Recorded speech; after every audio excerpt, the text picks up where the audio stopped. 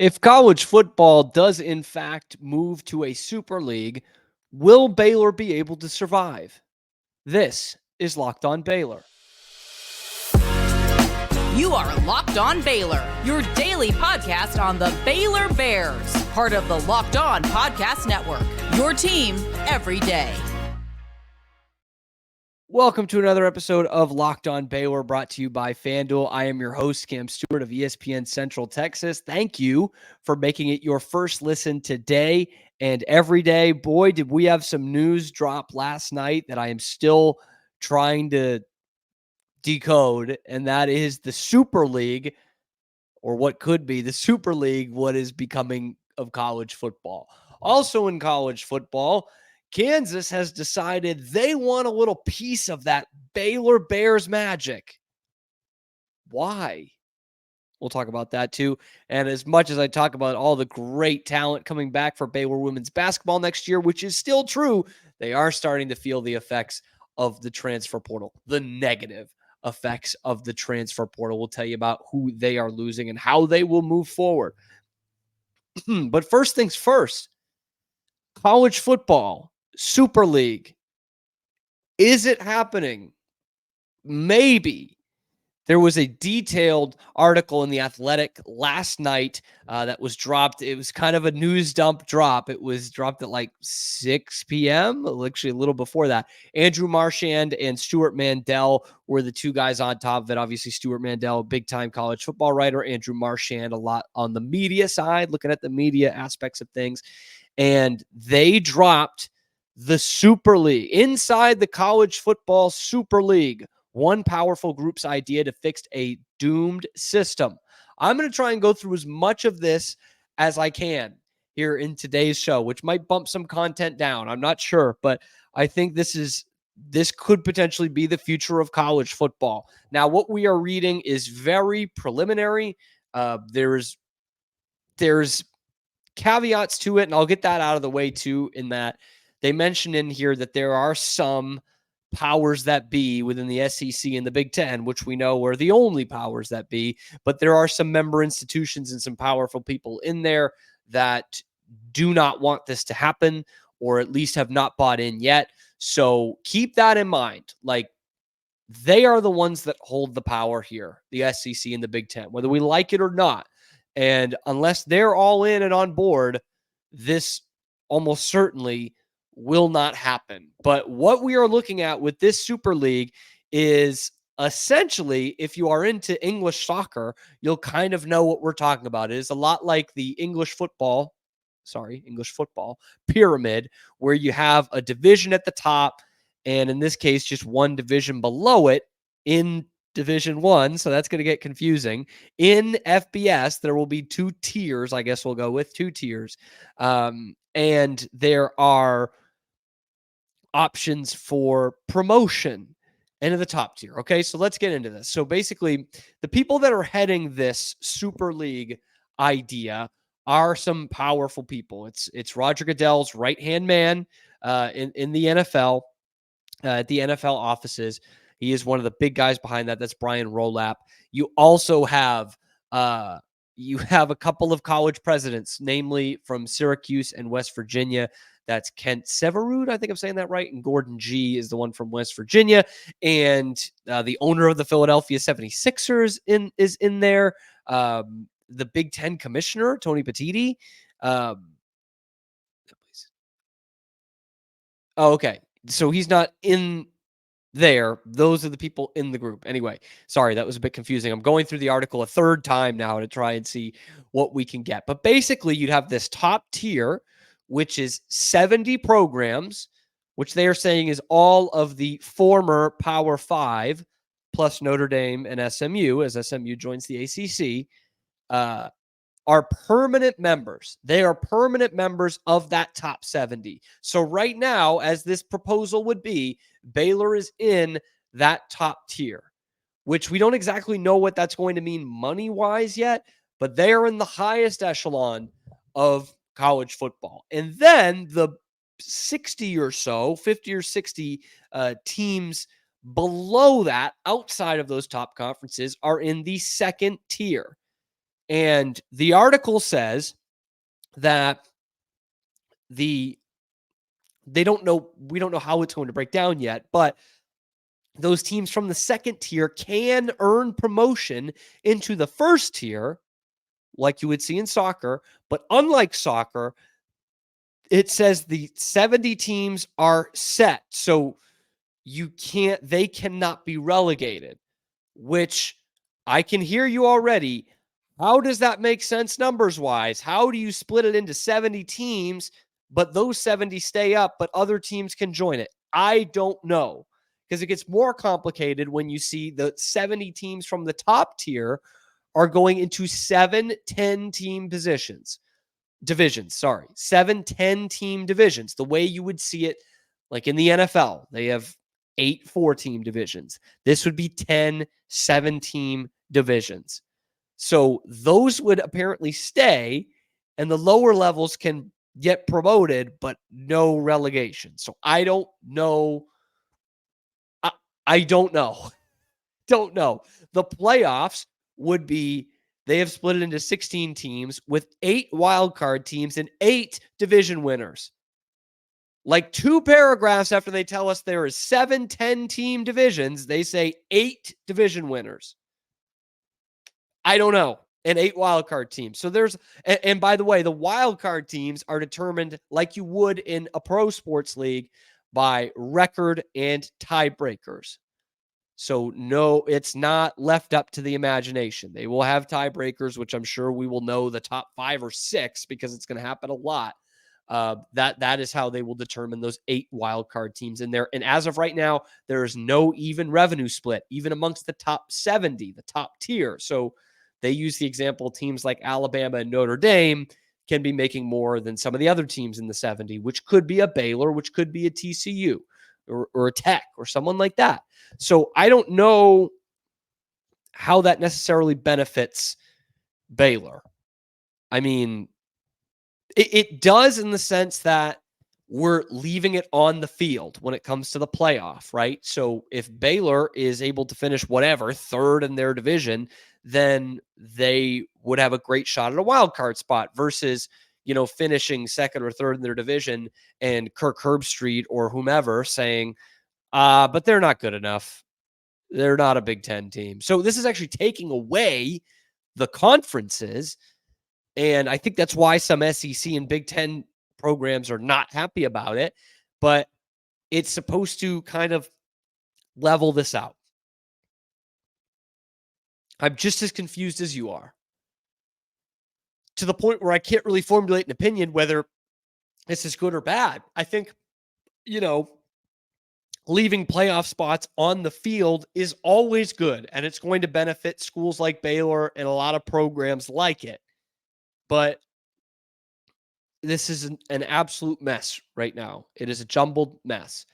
And someone, I think it was Shion Jayaraja, made a good point on Twitter when reading this of kind of what I mentioned earlier. It's not a thing until the SEC and the Big Ten are on board. The presidents at Syracuse and West Virginia are not changing college football. They're not making that happen.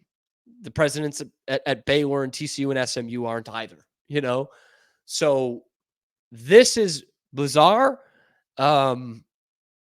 We've seen super leagues get shot down in Europe and different sports, but I'm not sure how to feel about this. But in terms of the playoff structure of things, that could actually benefit a school like Baylor, a program like Baylor, to have it all be on the field and not have the money, nor the alumni base, nor the, TV interest keep them out of the playoff. We don't want that on the cards. And this is also going to be huge for NIL. I'm going to save that for another show because I'm trying to grasp it. But please do let me know what you think down in the comments below. I'm trying to make sense of this, and I'm sure this will be something I will talk about probably on tomorrow's show and on some other ones going forward as well. But there is a lot to take in here. One thing that makes it easy to take in information is FanDuel, America's #1 sportsbook. They've made it so easy for me to have almost a second revenue when it comes to making informed picks when it comes to seeing what's going on out there on the field and potentially betting on the Super League sometime soon. But I'm going to be honest with you, my ad read has not loaded. It's disappeared. So we're going to point you to FanDuel, America's #1 sports book, because right now you are going to get $200 in bonus bets with any winning $5 bet. So what you need to go is go to fanduel.com/locked on or use the promo code locked on. Again, that is fanduel.com and the FanDuel app. And you can use the promo code locked on, LOCKEDON, to get that deal. Thank you to FanDuel for sponsoring today's Locked On Baylor. Keeping in football, but in the real world, not in the Super League world, a world where we are in the Big 12, Baylor, that is, and where Kansas is in the Big 12 as well. And they're looking to take some of that Baylor magic a little bit. They hired Jeff Grimes as their OC back in December, who had been recently fired at Baylor. And now they are taking the former Baylor running backs coach, AJ Steward, has decided to join the KU staff out there with Lance Leipold and Jeff Grimes. So this is an interesting move for a couple of reasons. I mean, the first one being AJ Steward was let go at Baylor the same time Grimes was in December.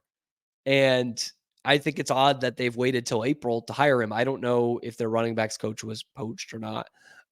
But it's certainly, the other interesting thing is that they are leaning in to the wide zone, even more so than they already had. Kansas had run the wide zone already.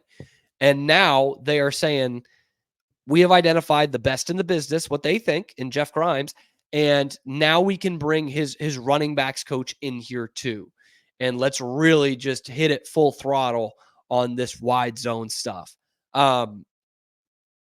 I find this especially interesting. I'll use that word again because Kansas was pretty good at running the football last year.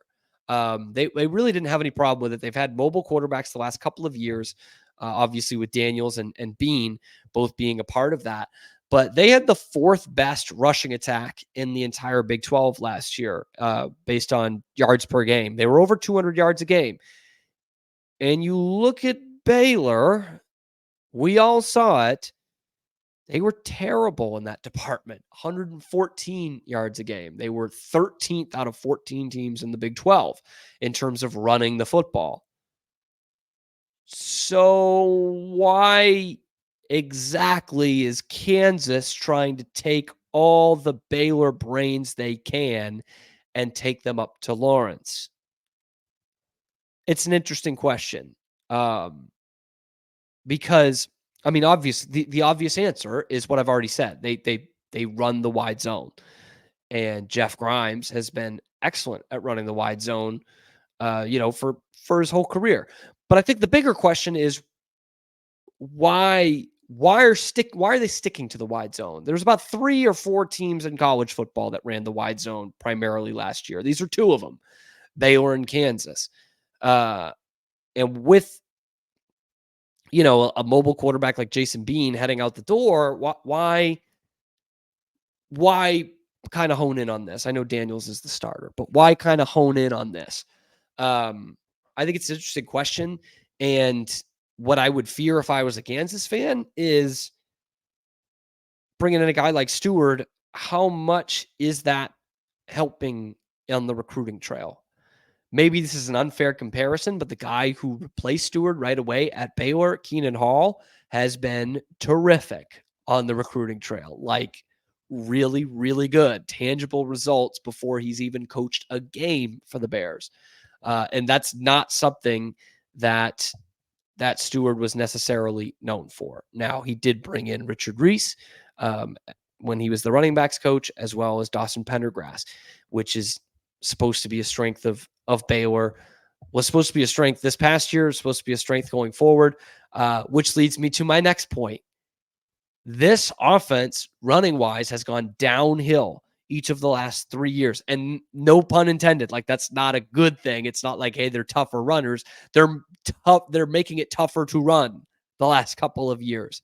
It has gone down, all the production numbers. And part of that is the offensive line, no doubt. I was on earlier this week talking about how much the offensive line stunk for Baylor this year. But you also had incredible talent back there, especially last year. Richard Reese, coming off a freshman of the year campaign in the Big 12, is barely used. Dominic Richardson, guy you had really high hopes for as a transfer out of Oklahoma State, he waits until week 11 of the season to get his first touchdown. Dawson Pendergrass is a bright spot as a freshman. Bryson Washington didn't get a ton of looks, but someone we think about to be good in the future. So all four of those guys you had high hopes for. In fact, you would have saw me or Drake last year at this time saying this is going to be the best running backs room in the entire conference. And then you look at the numbers afterwards, a painful season later, and they're way down the charts. So are these guys going to be able to make the most out of this Kansas talent? It's an intriguing question. Because honestly, deep down in my heart, I believe in Jeff Grimes. Like I watched him for a couple of years. I think what he was doing had kind of run sour at Baylor, especially with the defense that was being put out there. It was not complimentary, but they had some serious success on that in 2021. So it's not like that's not that long ago that you have seen real tangible success from this style of offense. So that's kind of the angel on your shoulder. The devil on your shoulder is saying, yeah, but that was, I know it's recent, but that was 3 years ago. I can look at it last year and they sucked, even with some seemingly good personnel. They sucked at running the football. So what is going to make that change at Kansas? I don't know, but I do know this. Kansas is ready to take that next step. I have them as being a legitimate Big 12 conference contender coming up next year. I truly believe that. And they come into Waco in the last game of the regular season with a chance potentially to have a spot in Arlington in the Big 12 championship on the line. And Jeff Grimes and AJ Steward are going to come in here to McLean Stadium with a point to prove. And we obviously don't know what this Baylor team is going to be like. It's a big question mark, but you got a team that's going to come in with coaches with a bee under their bonnet, and they're going to look at to run just right down your throat in that last game of the season. So, boy, it's going to be a lot of fun. But I am wondering, just in the moment, while not thinking about how much I do like Jeff Grimes and all that, just looking at it in the moment, I had that thought of, Kansas has a good thing going, but now they're doubling down on working that Baylor offense. I'll use the word again. The move was interesting. What's also pretty interesting is my friends over at Amazon Fire TV. They make for a terrific viewing experience. It's your destination for sports, live games, highlights, in-depth analysis, all of it. Fire TV offers amazing viewing experience with their smart TVs. You can have the multi-view and everything, as well as my favorite, the Fire TV Stick. Stick it into your regular TV, take it with you wherever you go, and you've got your millions of TV shows, movies, and all that free and live TV as well. So, we got so many sports. We got double Final Fours this weekend. We've got baseball hitting into full swing, and we are right about to hit that NBA, NHL playoff. So you're going to have multi-screens going on. You're going to need the one-stop shop. That is Amazon Fire TV. They've also recently created Fire TV channels to deliver a constant supply of the latest videos from your favorite sports brands, all for free. And that includes all of us at Locked On and most of the big pro leagues and college conferences as well. So check out the Fire TV channels on Fire TV and your Alexa devices. And if you haven't checked out those channels, you need to, okay? Trust me on this. To learn more, visit amazon.com/LockedOnFireTV. That is amazon.com/LockedOnFireTV. So I mentioned earlier this week, it was all positive talking about the women's basketball program, right?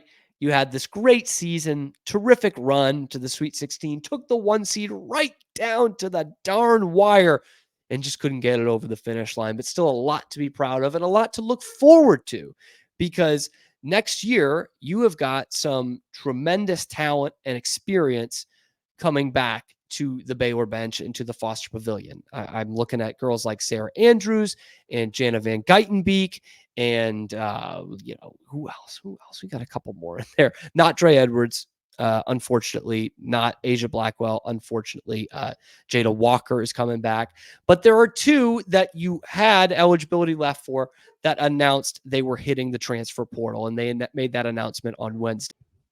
And those players would be Danae Fritz and Leti Vasconcelos.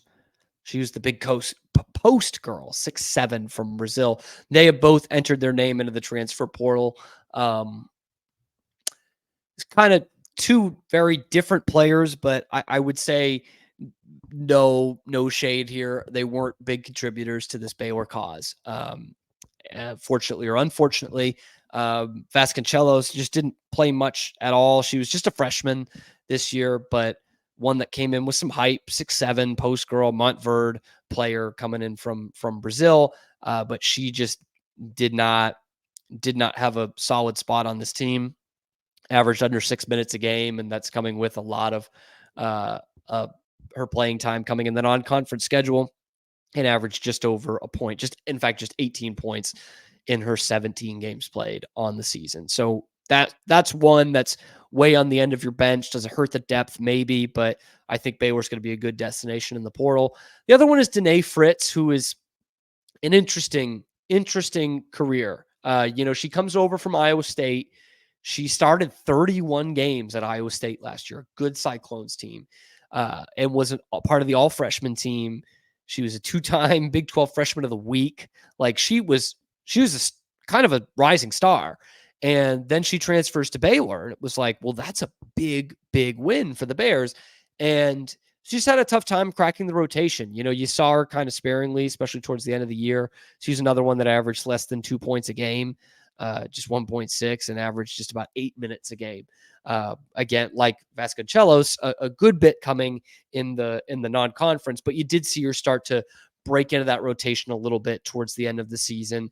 So she's looking for her third school in 3 years. Definitely someone that looks like she has talent, but just for whatever reason couldn't find a defined role here at Baylor. And I did mention her the other day when I talked about the players coming back. I mentioned Danae Fritz because I was like, I think she's someone who is going to contribute to this team. Now, obviously, when you look at the guard position, you've got your top 3 guards are coming back. So maybe she's a log jam rather than a path to more playing time. And she's one that has, clearly shown some talent. And I hope this wasn't a bad move for her to come to Baylor, let alone to leave Baylor. I hope neither of those are bad moves. But she'll find a landing spot. But I thought she was someone who could do a job for Baylor next year. So I'm going to look at the positive side of this is you've still got a lot of talent coming back, and that these two girls, while, had parts to play somewhere down the line, were not big rotational pieces for your team. So that's the way I'm going to look at it. That's how I would urge you to as well. But now this becomes interesting of just more spots opening, because now you're looking at the portal. And like I kind of mentioned earlier, I am intrigued to see what kind of destination Baylor women's basketball is, because now you see a style. I talked about this the other day as well. You see a style, you see a little Nikki ball out there. They are pressing it. They're trying to move fast. They're a high volume 3-point shooting team. They could still use some help and some grit down low, but this team now has a defined style. They're not playing with 7 rotational players. They're not really hurt like they have had those in the last 2 years. But now we are starting to see a Nikki Collin team and what that looks like and what it looks like when they're winning. Because you had the Big 12 championship in her first year, and this is not to take away from that at all. It was still a tremendous accomplishment, but it was a lot of Kim Mulkey's players. And now you're starting to see a definitive style that Nikki Collin is putting out there. So now you see a fun style to play. You see that they could get to the Sweet 16 and beyond.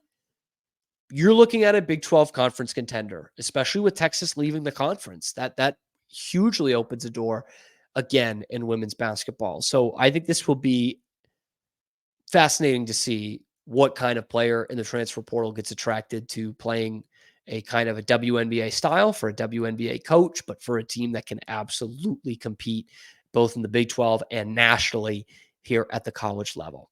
Anyway, let me know what you think they should go for in the transfer portal. Drop that down in the comments below. Let me know what you think about Kansas trying to take Baylor North and see if that offense is going to work for what's supposed to be a pretty good team. Drop that down in the comments too. And what you think of this Super League, man. I'm really trying to get the most out of it here and find out exactly what all that means. Get involved down in the comments below. Be sure to like and subscribe. Tell your friends. And thank you for making it your first listen today and every day. We'll be back tomorrow, probably with some more Super League talk on your favorite show, which is, of course, Locked On Baylor.